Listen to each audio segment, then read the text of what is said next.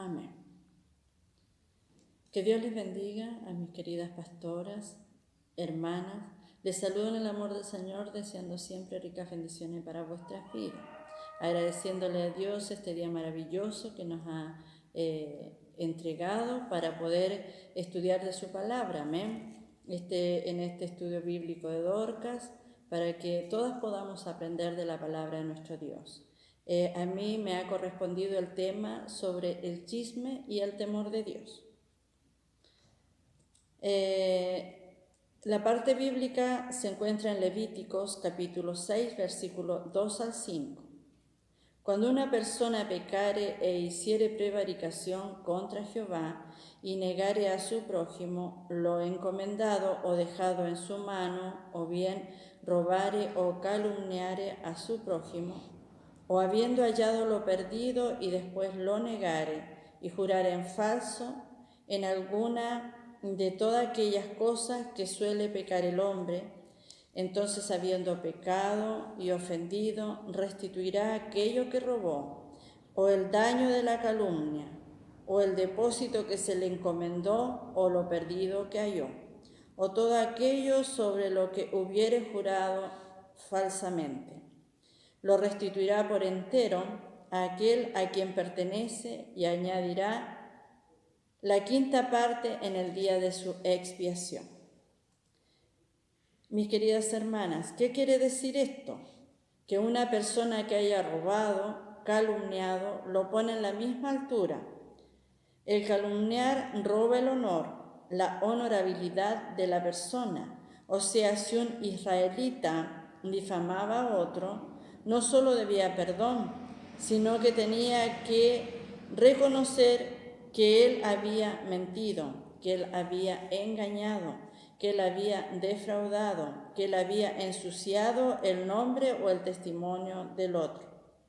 O sea, hermana, debiéramos ir a cada lugar y hablar con cada persona que difama. Amén. Dios bendiga nuestras vidas para que nosotros podamos aprender de su palabra. Vamos a ir a la segunda parte, que se trata sobre el temor de Dios. Aquí en el libro de Salmos, el título nos hace una pregunta, ¿amén?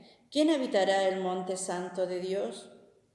En el verso 3 tenemos la respuesta y dice así: el que no calumnia con su lengua, ni hace mal a su prójimo, ni admite reproche alguno contra su vecino. La palabra de Dios nos quiere decir que para tener una estrecha relación con Dios, debes decidirte a conducir tu vida manteniendo relaciones correctas con los demás.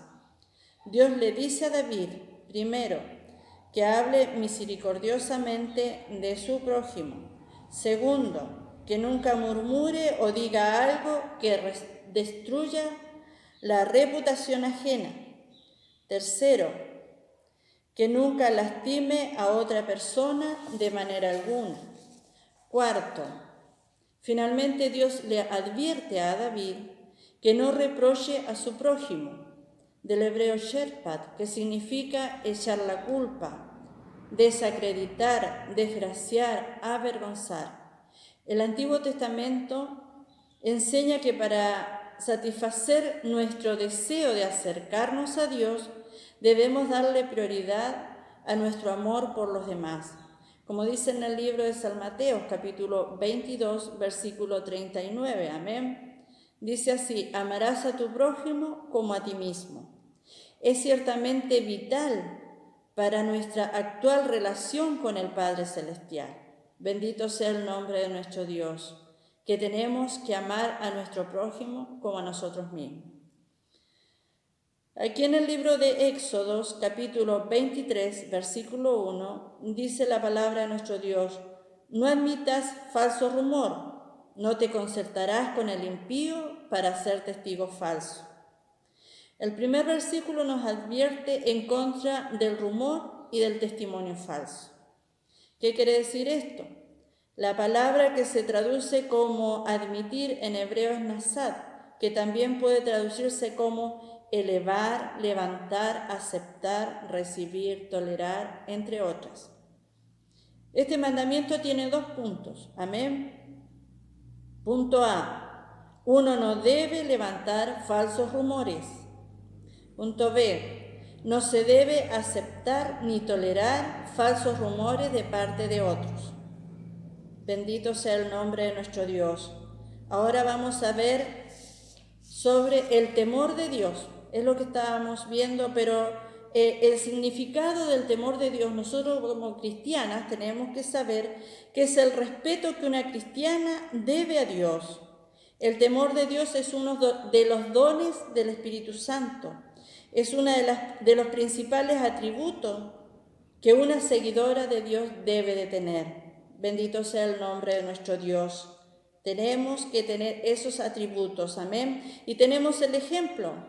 Aquí en el libro de Tito, capítulo 2, versículo 3, y dice así: las ancianas asimismo sean reverentes en su porte, no calumniadoras, no esclavas del vino, maestras del bien. Bendito sea el nombre de nuestro Dios. Estas son las mujeres que tienen el temor de Dios. Ahora vamos a ver lo que hace las mujeres sin el temor de Dios. Mira lo que hace una mujer sin el temor de Dios. Lo vamos a ver en el libro de Primera de Timoteo, capítulo 5, versículo 13. Y dice: y también aprenden a ser ociosas, andando de casa en casa, y no solamente ociosas, sino chismosas, entrometidas, hablando lo que no debieran. El ocio es un enemigo de aquella que quiere seguir el camino de Dios, porque éste nos conduce a tener una mente inquieta, a hablar de más, a hablar sin medir las consecuencias de lo que decimos. Bendito sea el nombre de nuestro Dios. Que Dios nos ayude para que podamos ser mujeres temerosas de Dios, porque aquí vemos el ejemplo de las mujeres sin el temor de Dios, que van hablando de casa en casa, son entrometidas y chismosas. La palabra de Dios no es para la gente de afuera, sino para nosotras, las que componemos la iglesia de Cristo. Amén. Que Dios les bendiga. Amén. Que el Señor les bendiga. Saludo a todas mis pastoras, a mis hermanas Dorcas a nivel nacional, a mis pastoras y a mis hermanas Dorcas de Argentina. Que el Señor les bendiga. Continuando con el estudio, a mí me ha correspondido hablar acerca de la calumnia. Una calumnia es una acusación falsa, hecha maliciosamente con el propósito de causar daño. Calumniar es atribuir falsamente a alguna otra persona palabras, actos o intenciones deshonrosas. La calumnia está en un nivel de agravio tan alto en la lista de Dios que la incluyó en los 10 mandamientos. Este se encuentra en el 9º mandamiento. Éxodo 20:16 dice: no hablarás contra tu prójimo falso testimonio. La calumnia normalmente echa mano a otra acción reprochable, llamada rumor. Los rumores son una especie de vehículos o medios por los cuales las calumnias se esparcen. Habiendo dicho esto, dejemos que Dios, a través de su palabra, nos hable acerca de las calumnias. Número 1. No calumniar es un mandato claramente establecido en la palabra de Dios. Éxodo 23:11 dice: no admitirás falso rumor, no concertarás con el impío para ser testigo falso. En Lucas 3:14 dice: también le preguntaron unos soldados diciendo: ¿y nosotros qué haremos? Y les dijo: no hagáis extorsión a nadie, ni calumniéis y contestaos con vuestros salarios.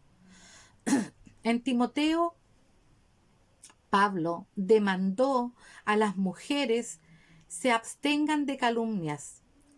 Primera de Timoteo 3:11 dice: las mujeres asimismo sean honestas, no calumniadoras, sino sobrias, fieles en todo.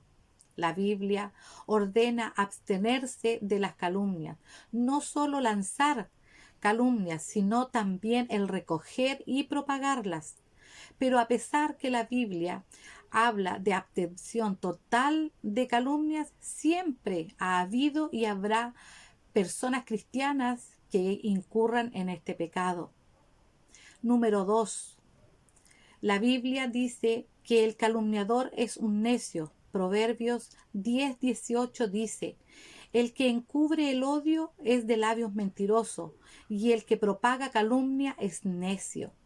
Propagar calumnias es propio de una persona necia. La palabra necia, hebrea, que es traducido como necio, significa alguien que es falto de inteligencia.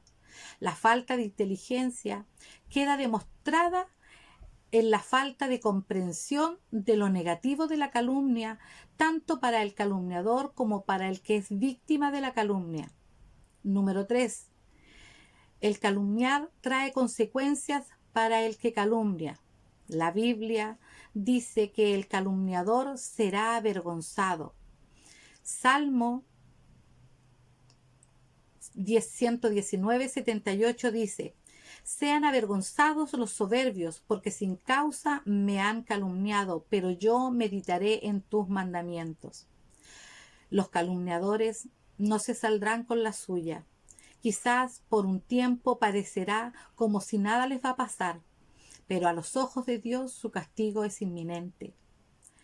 Por eso el salmista dice: sean avergonzados los soberbios, porque sin causa me han calumniado. Cuidado, querida hermana, con calumniar.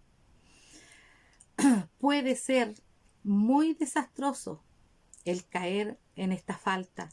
Es Dios quien se encarga de administrar la justicia. Es algo muy serio andar por el camino de la calumnia. La Biblia dice que los calumniadores no morarán en la presencia de Dios. En el Salmo 15, versículo 1, David hace dos preguntas. Jehová, ¿quién habitará en tu tabernáculo? ¿Quién morará en tu monte santo?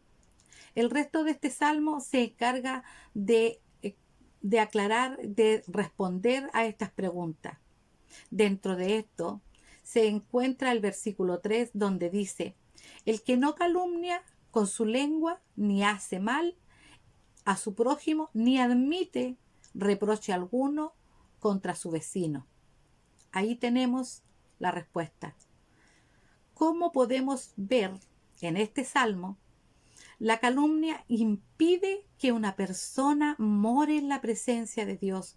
Gracias a Dios que Jesucristo pagó también el precio por el pecado de calumniar, para que los calumniadores arrepentidos puedan morar en la presencia de Dios. De otra manera, no hubiera habido esperanza alguna para los calumniadores. Número 4. La Biblia enseña que a medida que se acercan los postreros tiempos, la calumnia cobrará fuerza inusitada. Segunda de Timoteo 3, 1 al 3, habla de las características de los hombres de los postreros tiempos. Se menciona entre otros, a los calumniadores. La iglesia está viviendo en los postreros días. No es extraño, por tanto, que veamos un despertar inusitado de este mal tan terrible llamado calumnia. Número 5. La Biblia habla de la actitud que debemos tener los creyentes en medio de este mundo propenso a calumniarnos. En Lucas 6:28 dice al respecto: bendecid a los que os maldicen y orar por los que os calumnian. Este es el consejo del Señor Jesucristo. Sus enemigos le calumniaron sin misericordia y finalmente lograron que fuera crucificado. En medio del tormento de la muerte, Jesús oraba por los que le habían hecho mal, incluso por los que le habían calumniado.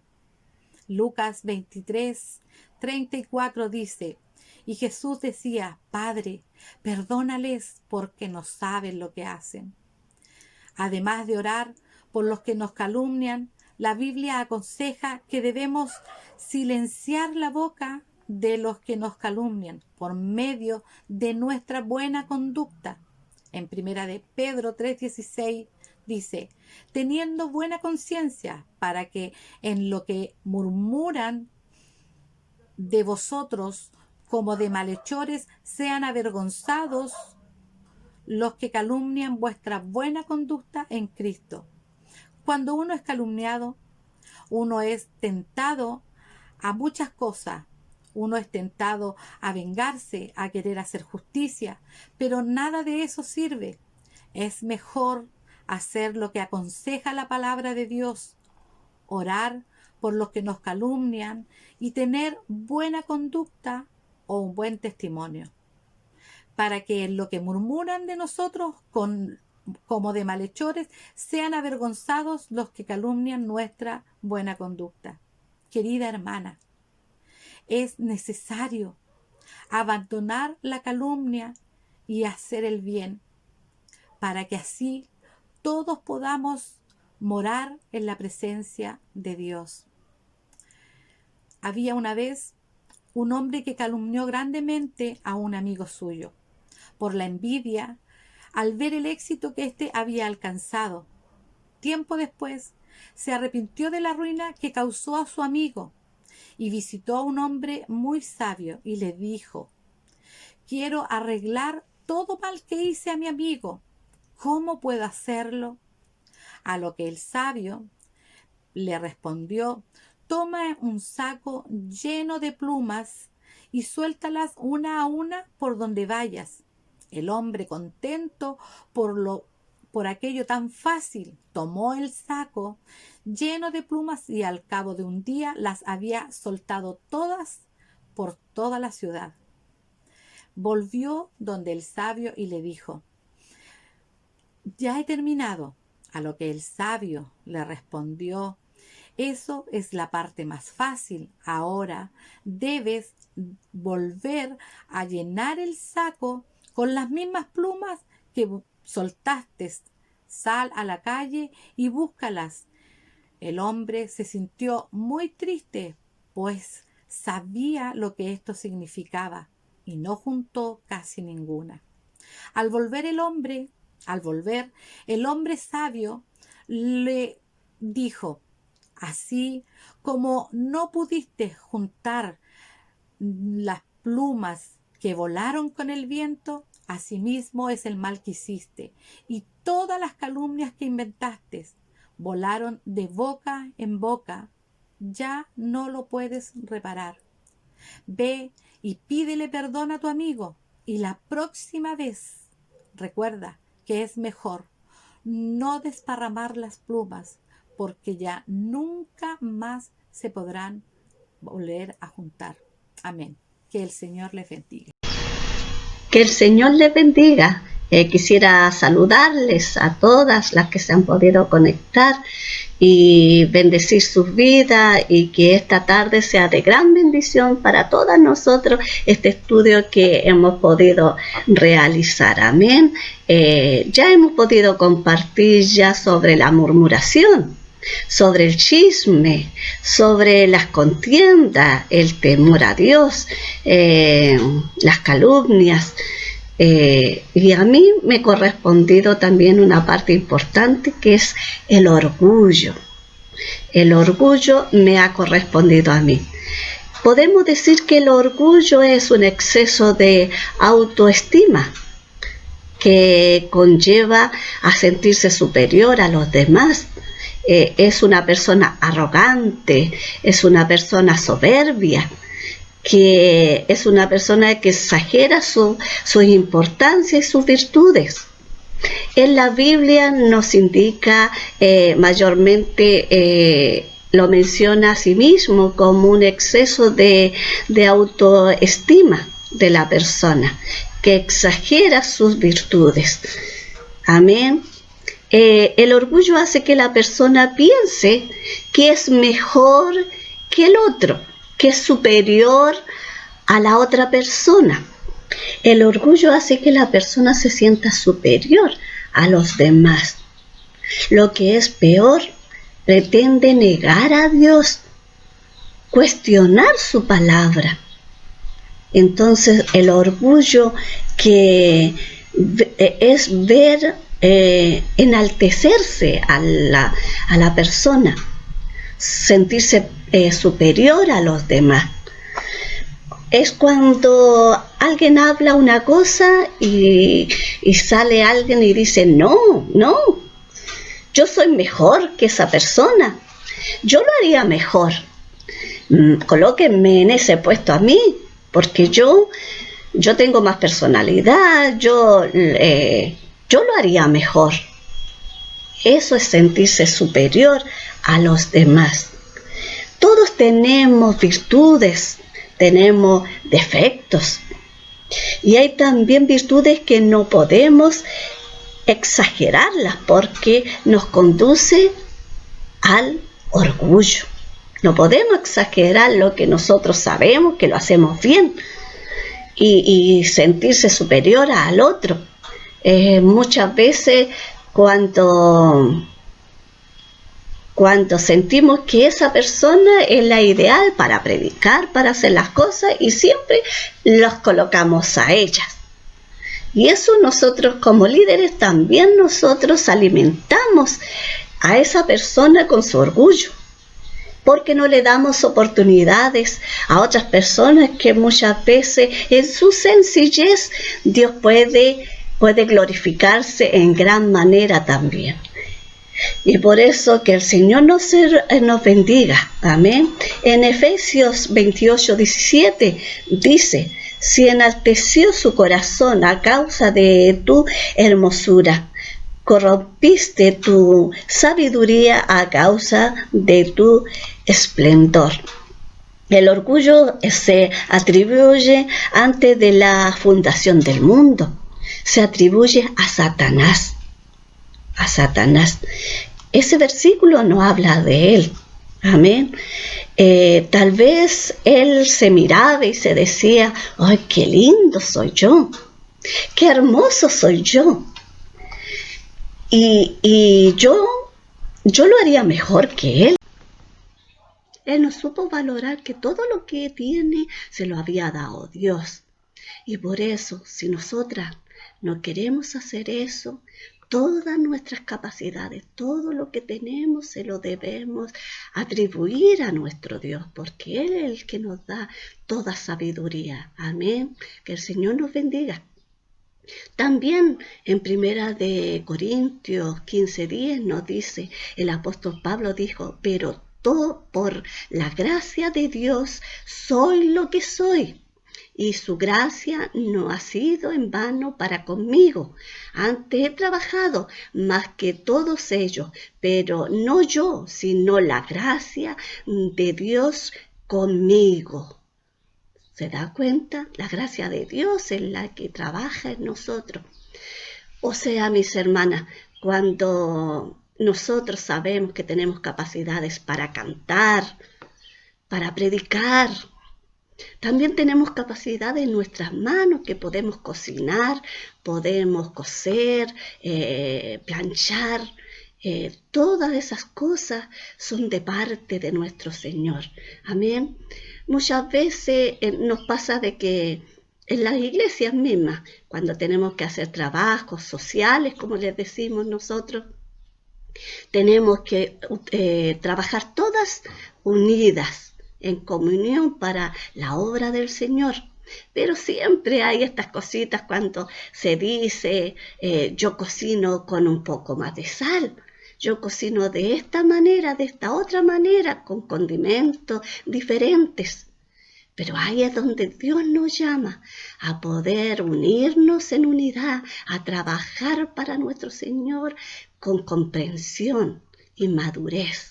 Amén. Que Dios nos bendiga. También en Primera de Juan 2:16 dice, porque todo lo que hay en el mundo, los deseos de la carne, los deseos de los ojos y la vanagloria de la vida no proviene del Padre, sino del mundo. La vanagloria, la soberbia, el orgullo no viene de parte de nuestro Padre, sino de parte del mundo. Que Dios nos bendiga. Muchas veces encontramos personas que quieren ser famosas, hacerse conocidos.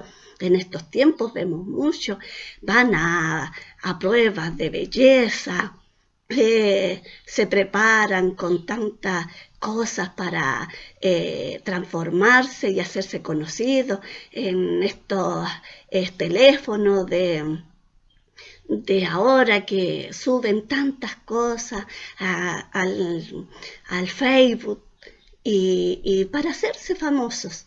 Amén. Pero Dios nos ayude para que en nuestro corazón no hayan estos deseos humanos para poder hacer esas cosas. Amén. Que el Señor nos bendiga. En primera de Juan 2:17 nos dice, y el mundo pasa y sus deseos, pero el que hace la voluntad del Padre permanece para siempre, permanece para siempre. Así nos dice el Padre Celestial. Amén. Así que usted, hermana querida, si desea trabajar, si desea servir al Señor, no se sienta mayor que la otra. No, mi hermana, que Dios nos bendiga para que no lo sintamos así, porque sabe una cosa, porque el que cree ser más que lo que es, a sí mismo se engaña, porque muchas veces creemos ser tan importantes, pero no es así.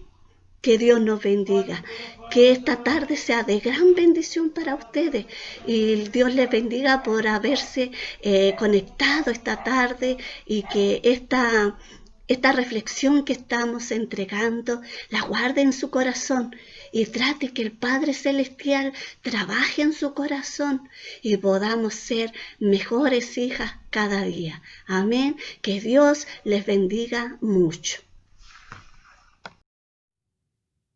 Amén. Que Dios les bendiga. Ahora vamos a ver el tema de un hombre orgulloso en su corazón, el fariseo y el publicano.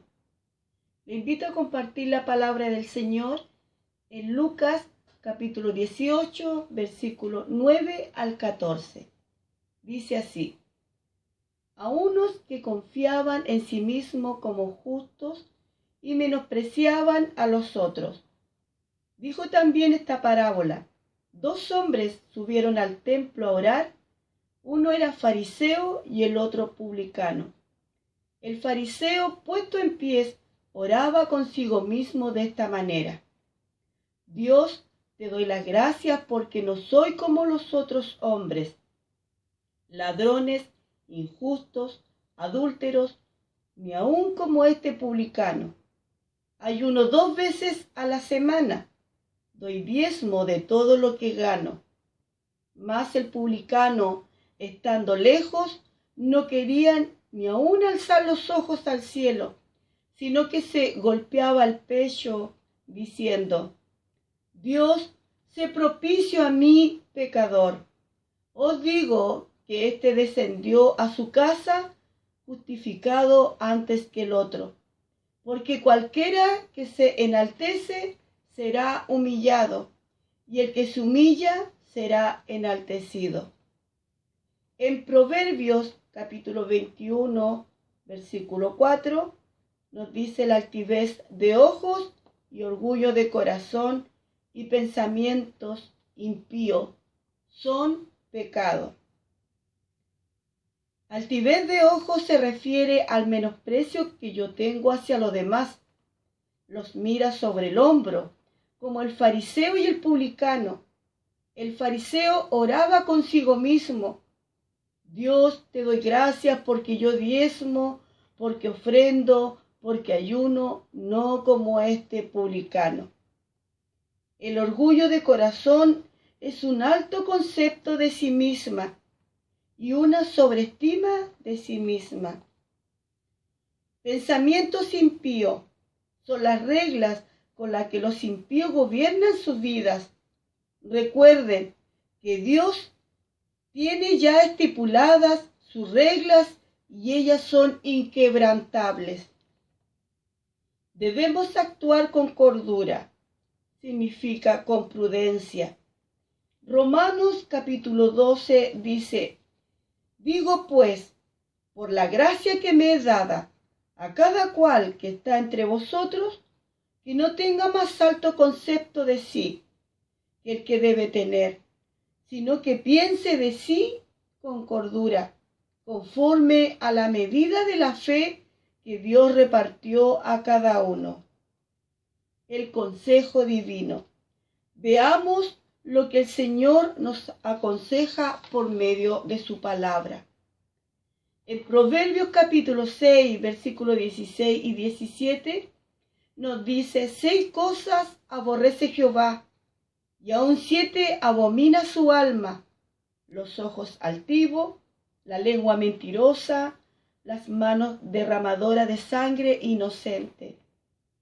Si nos importa cómo Dios nos ve, que podamos esforzarnos en cambiar nuestra actitud y poder agradar a nuestro Dios.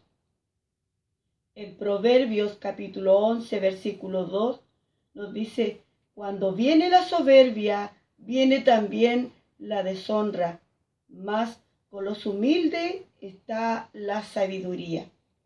Aquí habla de los resultados que genera la soberbia y la humildad. Proverbio capítulo 16, versículo 5, nos dice: abominación a Jehová todo altivo de corazón, ciertamente no quedará impune. El altivo de corazón es un acto que genera maldad, rechazado y condenado por nuestro Dios. En Miqueas capítulo 6, versículo 8, nos dice: oh hombre, el que te ha declarado lo que es bueno, ¿y qué pide Jehová de ti? Solamente hacer justicia y amar misericordia y humillarte ante tu Dios. Hermanas Dorcas, Apocalipsis capítulo 4, versículos 10 y 11 nos dice: los 24 ancianos se postraron delante del que está sentado en el trono y adoran al que vive por los siglos de los siglos, y echan sus coronas delante del trono diciendo: Señor, digno eres de recibir la gloria y honra y el poder, porque tú creaste todas las cosas y por tu voluntad existen y fueron creadas. Aquí habla cómo debemos postrarnos humillados en adoración ante nuestro Dios. Salmos capítulo 138, 6, 8 nos dice: porque Jehová es excelso y atiende al humilde, mas al altivo lo mira de lejos. Está en nosotras la decisión a tomar. Si queremos que Dios sea cercano a nosotras, seamos humildes. En Salmo 34, 6 nos dice: este pobre clamó y le oyó Jehová y lo libró de todas sus angustias. Esta exclamación lo dijo el rey David en un momento de aflicción y Jehová le escuchó. En Proverbio capítulo 11, versículo 21, dice: tarde o temprano el malo será castigado, mas la descendencia de los justos será librada. Este versículo nos lleva a reflexionar sobre lo que anhelamos para nuestras familias. Conclusión: la humildad es una virtud. La humildad no es el que lo hace mejor, ni el que creerse estar más cerca de Dios, sino es cómo te presentas delante de Él. Como dice su palabra, que nos presentemos con un corazón contrito y humillado, no despreciará Dios. Amén. Este es el estudio del día de hoy. Que Dios bendiga a mis pastoras de la Directiva Nacional, que hemos podido realizar este estudio bíblico, que sea de edificación para nuestras vidas. También queremos, como Directiva Nacional de Dorca, saludar y bendecir a todas mis pastoras, a las esposas de encargados y guía de obra, como así también a todas mis hermanas Dorcas en general, que se han conectado para poder participar en este estudio bíblico, Esperamos que lo que hemos aprendido el día de hoy nos haga mejor cada día. Mujeres de buen testimonio, mujeres de honra y humilde de corazón, como nuestro Dios espera que lleguemos a ser. Amén. Un pensamiento. Hagamos todas lo posible y dejemos que Dios haga lo imposible. Gracias, que Dios les bendiga. Amén.